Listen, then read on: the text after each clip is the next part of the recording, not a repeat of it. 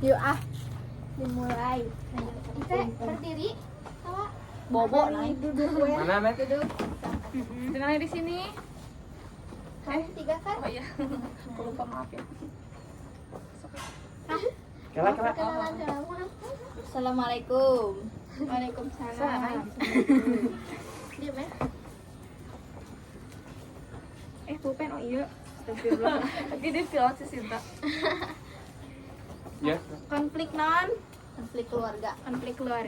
Mar, abis dengan aku lepas. Harusnya ulah nu hasilnya abi bisa Ayah jawab. Oke, Siap. Kita belajar sama-sama. Iya. cewek lah. Analisis konflik keluarga dalam perspektif harmoni dalam keberagaman. Yang pertama, kasus konflik dalam keluarga. Dalam kehidupan keluarga, konflik dapat muncul akibat adanya keberagaman pandangan dan kepentingan antar anggota keluarga. Contohnya adalah perbedaan pendapat antara orang tua dan anak terkait pengaturan waktu belajar dan penggunaan gadget. Orang tua memprioritaskan kedisiplinan dan tanggung jawab, sedangkan anak merasa membutuhkan kebebasan dan ruang untuk bersosialisasi. Perbedaan ini memicu konflik apabila tidak dikelola dengan baik. Faktor penyebabnya, yang pertama ada keberagaman latar belakang usia dan pola pikir dalam keluarga, perbedaan kepentingan dan cara pandang, komunikasi yang kurang efektif dan tidak dialogis, kurangnya sikap toleransi dan saling menghargai, tidak diterapkannya prinsip musyawarah dan menyelesaikan perbedaan. Lalu yang ketiga ada keterkaitan konflik dengan nilai Pancasila. Konflik tersebut bertentangan dengan sila keempat Pancasila karena keputusan dalam keluarga belum dilakukan melalui musyawarah untuk mencapai mufakat. Sila kedua Pancasila karena kurangnya penghormatan terhadap pendapat dan martabat antar anggota keluarga. Padahal nilai Pancasila menekankan pentingnya sikap demokratis dan kemanusiaan dalam kehidupan bersama, termasuk dalam lingkup keluarga. Lalu tanggapan atau pendapat terhadap isu tersebut, menurut saya keberagaman pendapat dalam keluarga adalah hal yang wajar dan tidak dapat dihindari. Namun, keberagaman tersebut seharusnya menjadi sarana untuk membangun keharmonisan, bukan sumber konflik. Dengan menerapkan nilai toleransi, saling menghargai, serta musyawarah, keluarga dapat menjadi contoh nyata penerapan harmoni dalam keberagaman sebagaimana diajarkan dalam PPKN. Hambatan atau tantangan dalam penyelesaian konflik. Hambatan utama dalam penyelesaian konflik ini adalah perbedaan usia dan pola pikir yang menyebabkan kurangnya saling pengertian. Selain itu, emosi yang tidak terkontrol serta komunikasi yang bersifat satu arah membuat proses musyawarah sulit terlaksana. Kurangnya kesadaran akan pentingnya nilai toleransi dan kebersamaan juga menjadi tantangan dalam mewujudkan harmoni keluarga.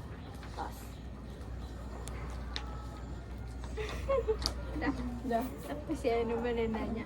Si Anu tengah atas tanya.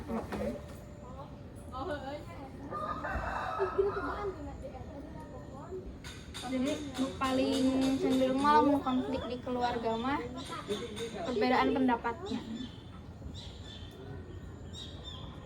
Oh. Nah, tapi kumaha gitu carana ami si perbedaan pendapat eta teh jadi bisa Enggak. Jadi bukan mah untuk perbedaan pendapat. Kumaha sih jadi perbedaan pendapat teh? Henteu kalah saling musuhan gitu. ya gitu. Untuk jantan konflik teh gitu. Tah perbedaan pendapat teh. Kumanya meunanda pola pikirnya teh beda beurangnya ai si anak mah. Meureun ai si ibuna mah mikirna teh si budak teh ngangkat HP teh meureun cuma Kana naon. padahal mah kan belajar ge kan Biasa. butuh buka internet gitu, buka HP ai mama mikirna teh kemana-mana gitu. Makanya aya teh tapi udah mesti misalkan teh kalau keburu det heula gini enggak sih. Apa kue HP kita gini. Ya, betul. Eta teh bareng kudu nama mimiti dijelaskan heula tujuan ngoprek HP teh iya, naon bener, gitu bener. katanya meureunan. Tujuan ngobrol HP teh mah gitu antu ngobrol HP teh baru belajar gitu. Dan teu muka nu sanes ieu. Gitu. Ya betul. Udah? Pas gitu pangitan ya. Udahnya gitu konflik keluarga mah tepati berat Berarti teuing. berat teh.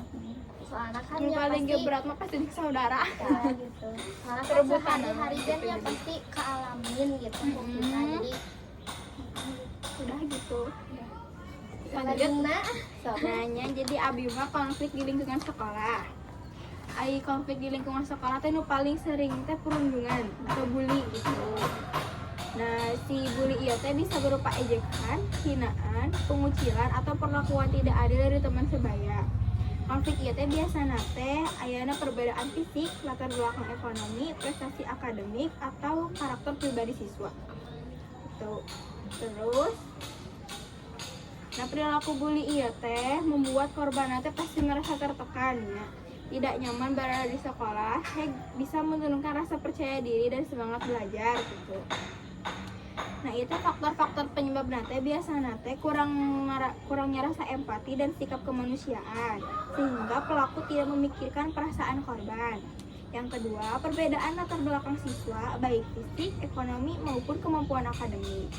Terus, pengaruh lingkungan dan media sosial yang sering menormalisasi ejekan dan kekerasan verbal. Terus, kurangnya pengawasan dan pembinaan karakter sehingga perilaku negatif tidak segera ditangani. Terakhir, keinginan untuk menunjukkan kekuasaan atau dominasi atas siswa lain. Nah, konflik ia bertentangan dengan sila kedua, yaitu kemanusiaan Pancasila, karena tidak menghormati martabat manusia, tidak memperlakukan sesama secara adil, menunjukkan sikap yang tidak beradab, seperti merendahkan dan menyakiti orang lain. Padahal kan sila kedua teh ngajarkeun ami setiap manusia teh diperlakukan dengan adil, sopan dan penuh rasa kemanusiaan gitu. Terus tanggapan abinya kasus teh terhadap kasus bully eta, konflik bully ieu teh harus nama ditangani secara serius karena dapat berdampak jangka panjang terhadap kondisi mental dan sosial siswa. Sekolah teh seharusnya menjadi tempat yang nyaman dan aman untuk belajar. Oleh karena itu, perlu adanya pendidikan karakter, penanaman nilai Pancasila, serta peran aktif guru dan siswa untuk saling mengingatkan dan melindungi sesama. Tapi pasti ya teh aya hambatan-hambatannya. Yang pertama bisa di diri si korbana. Nah, jadi si korban itu sering merasa takut atau malu untuk melapor gitu. Pelaku menganggap perundungan sebagai candaan, kurangnya kesadaran siswa akan nilai kemanusiaan dan komunikasi antara sekolah dan orang tua yang belum optimal. Jadi kesimpulan nama konflik perundungan di sekolah teh mencerminkan belum diterapkannya nilai kemanusiaan yang adil dan beradab secara maksimal. Dengan meningkatkannya empati, toleransi, dan kepedulian sosial, konflik tersebut dapat dicegah dan diselesaikan sesuai dengan nilai Pancasila. Enak naras. Itu panas. namanya Bullying. Ya bully. Bully. Itu biasanya kalau misalkan anu dibully teh nya nu ngabully nanti sebenarnya gitu awas sebenarnya lamun dibeja kamu jadi si anu dibully nanti coba kayak gitu misalkan si anu di korban nanti bebeja kamu tapi ibu nanti kalah diantep kayak gitu nih Jadi sok itu langsung ditindak jadi jadi ngomong. jadi si ibu nanti kayak nganggap sepele gitu nih yang gitu oke padahal bullying itu dah bukan hal sepele soalnya bisa menjatuhkan mental si orang yang dibully itu kadang makan sekolah alim jadi efek nanti bakalan kajangka panjang trauma. dan gitu terus si ya korban nanti jadi trauma Sudah. Paham kan inti nama tidak boleh lahnya konflik gitu teh cara anu eta teh si korban teh harus lebih berani gitu lamun bisa mah atau genan misalkan kan pasti aya perbedaan perilaku kan ya biasanya kieu ujug-ujug kieu. Nah, kita teh didekati kusaha bisa ku temanna, ditanya kumaha gitu. jadi si korban teh kudu berani ngelawan lah ulah semua ya lamun semua kalah beki Kalah respeun beki-beki. anu bullying teh kalau beki respeun jangan terlalu lemah Udah lanjut Udah bisa. Ada ya teh, kamu teh semua nyap itu nas silana, ibu teh semua. semua lamun berhubungan we lamun berhubungan ya lamun berhubungan mah gitu namanya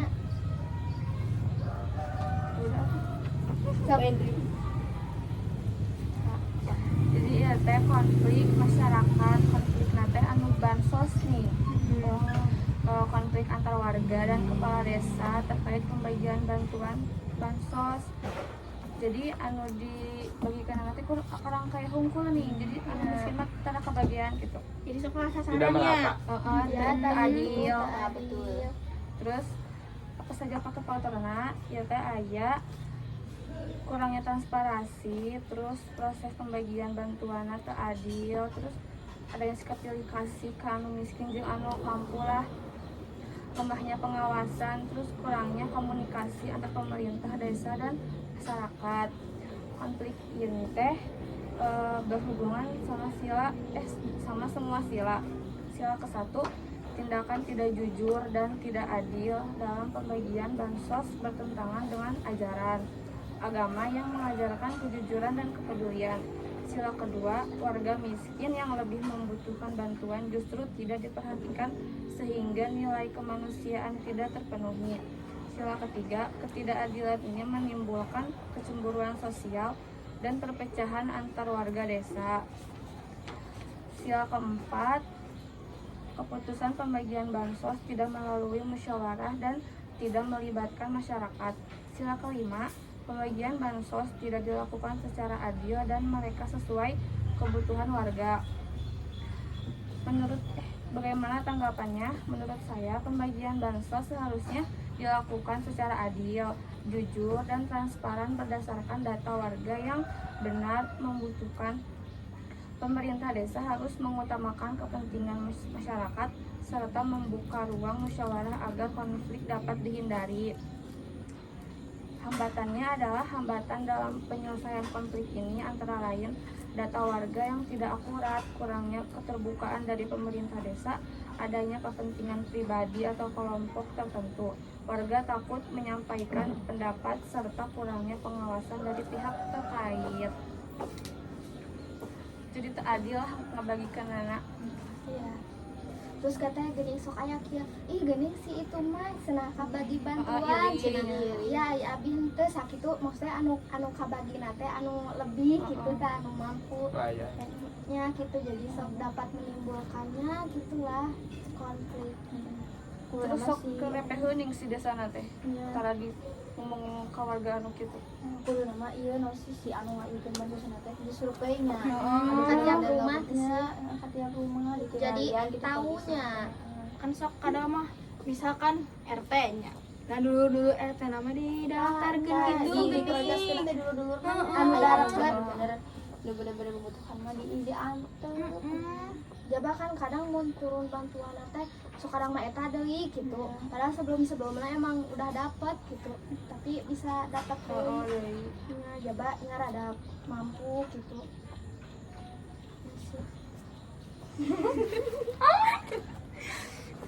Udah? Nah, udah. Lanjut ya teh. Lanjut ya ke sila ke ini. Nah, jadi saya teh di sini teh menganalisis konflik tentang unjuk rasa yang berujung kericuhan. Jantan unjuk rasa teh jantan sikap demo gitu kan, ohon. Tadi dia teh faktor penyebab konflik unjuk rasa teh yang pertama ketidakpuasan terhadap kebijakan. Terjadi karena masyarakat merasa kebijakan pemerintah atau pihak tertentu tidak adil atau tidak sesuai aspirasi rakyat. Dua, kurangnya komunikasi dan dialog. Tidak adanya ruang dialog dapat memicu salah paham dan emosi. Yang ketiga, ada provokasi dari oknum tertentu. Adanya pihak-pihak yang sengaja memancing emosi massa dan menyebarkan isu hoaks. Yang kelima, ada penanganan aparat yang tidak tepat. Tindakan aparat yang terlalu represif atau melanggar prosedur dapat memicu perlawanan. Yang keenam, emosi massa yang tidak terkendali. Dalam kerumunan besar, emosi mudah menular sehingga tindakan atau orang bisa diikuti banyak orang. Yang ketujuh, ada kesenjangan sosial dan ekonomi. Ketimpangan ekonomi, pengangguran, dan kemiskinan dapat memperbesar rasa frustasi dan kemarahan masyarakat. Dan yang terakhir, ada ketidakjelasan aturan unjuk rasa. Kurangnya pemahaman terhadap suatu aturan penyampaian pendapat di muka umum dapat menyebabkan bentrokan. Nah, terus teh konflik ini teh bertentangan dengan sila apa aja? Nah, yang pertama teh ada sila ketiga ya. Sila ketiga Persatuan Indonesia. Karena kerusuhan dapat memecah persatuan masyarakat, menimbulkan permusuhan antara rakyat dan aparat. Lalu selanjutnya bertentangan dengan sila keempat. Aspirasi seharusnya disampaikan melalui musyawarah atau perwakilan, bukan melalui kekerasan. Nah, terus teh bertentangan juga dengan sila kedua. Tindakan anarkis, kekerasan tidak mencerminkan sikap beradab dan menghargai sesama manusia. Terus teh di sini teh ada tanggapan atau pendapat ya terkait kasus tersebut. Jadi tanggapannya, menurut saya, konflik terjadi bukan hanya karena perbedaan pendapat, tetapi karena kegagalan komunikasi dan pengendalian emosi dari kedua pihak. Tugas kepolisian juga berasal dari warga masyarakat. Mereka juga memiliki emosi tertentu, sehingga dapat marah, juga dapat trauma. Setiap menghadapi massa, kepolisian laksana menghadapi musuh, sehingga sangat mudah terjadi bentrokan yang membawa korban. Dalam banyak kasus, penanganan demonstrasi, justru aparat kepolisian kerap dituding sebagai biang pemicu kerusuhan, bukan pencipta ketertiban. Demonstrasi juga akan lebih efektif jika dilakukan secara terorganisir sesuai aturan, lalu dengan adanya Dewan Perwakilan yang jelas, serta membuka ruang dialog dengan pemerintah. Kekerasan justru membuat tujuan utama demonstrasi tidak tercapai dan merugikan masyarakat luas. Terakhir, yaitu hambatan atau tantangan penyelesaian konfliknya, yaitu emosi massa yang tinggi, kurangnya kepercayaan kepada pemerintah, adanya provokator, komunikasi tidak terbuka, dan respon aparat yang represif. Jadi ini mah kayak yang kemarin itu gak sih yang demo ya? Ya gitu, yang ojol sampai ke Tetangga. ya gitu, sampai ke ke lindes gitu. Jadi aya anu bade Tangan pas anu kamari di rumah aparat jeung si anu polisi nanti sama-sama emosinya. ya, jadi gitu. Jadi sanes malah ka menyelesaikan eta Malah makin malah ngompor. Ega paratna kurang kumanya kurang terbuka gitu. Kan harus nama aya dialog-dialog gitu gini Iya, itu lagi komunikasinya, dapat menenangkan masa gitu. ya makanya kah itu digubris sudah Ya, terjadi jadi merenang si masa teh nya beuki-beuki we merenang marah gitu. Kudu ada PR-na oge karet teh. enaknya mah dia mau di Korea gini kan Nya cari aya tempat duduk polisi nagenan ukur ngajaga we di pinggir-pinggir gitu gini si anu pendemona lagi bisa ngontrol diri terus di tapi kalau mau mata gitu ge meureun ada didengar gitu ku pemerintahnya Dia meureun mata kitu ge da meureun didengar. kalau kan mimiti nama meureun aman damai kumaha gitu nya kan atuh meni sababaraha eta kan kan kabantu anu ngaprovokasi abdi jadi beki meluap-luap emosi. Jadi yang lain teh ikut-ikutan emosi yeuh gitu. Homo banyak yang homo. Aku udah sekolah ge kok aya no STM nih ikutan Ikutan demo. malah kayak baju seragam nih demo teh. ya Allah Ada yang lagi yang pilih kurang mengerti. Sudah lah. Atas tanya cok pelajaran ke Ayo mah karena konflik yang terjadi di dunia kerja yaitu konflik perbedaan generasi atau sering disebut generasional GAP adalah beraturan cara pandang, nilai dan gaya kerja antara karyawan dari generasi yang berbeda. Konflik ini wajar terjadi karena setiap generasi tumbuh dalam kondisi sosial, teknologi dan lingkungan yang berbeda. Faktor, apa saja faktornya?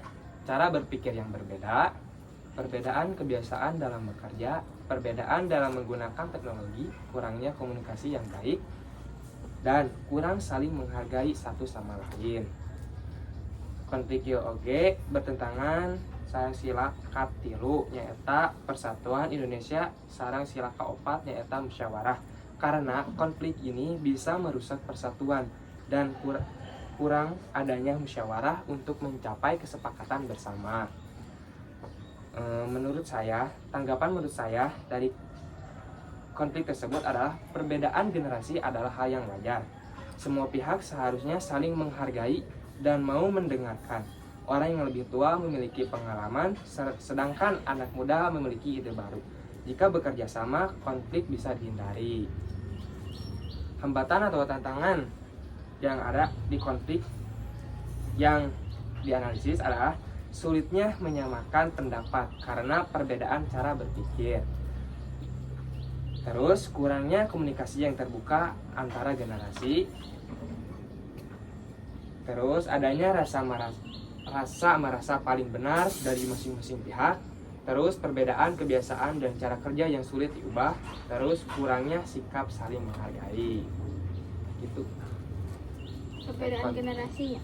Jadi bisa perbedaan Gen Z, generasi. Gen Z, jeung Gen Milenial. milenial Ya, gitu. jadi beragam-ragam Mm-mm. ya. Berbeda-beda. Nya sih kan kadang masuk aya nu Iya A, kudu I B. itu C geuningan gitu jadi masih emang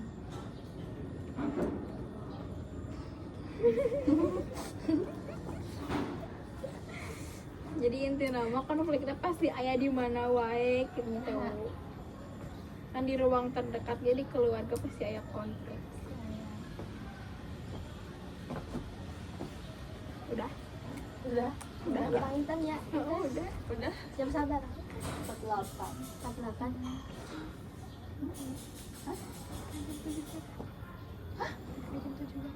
Ada pas nyampe jam berapa? Jam 8. Udah, woi. Sekian, terima kasih. Udah di kamar lagi.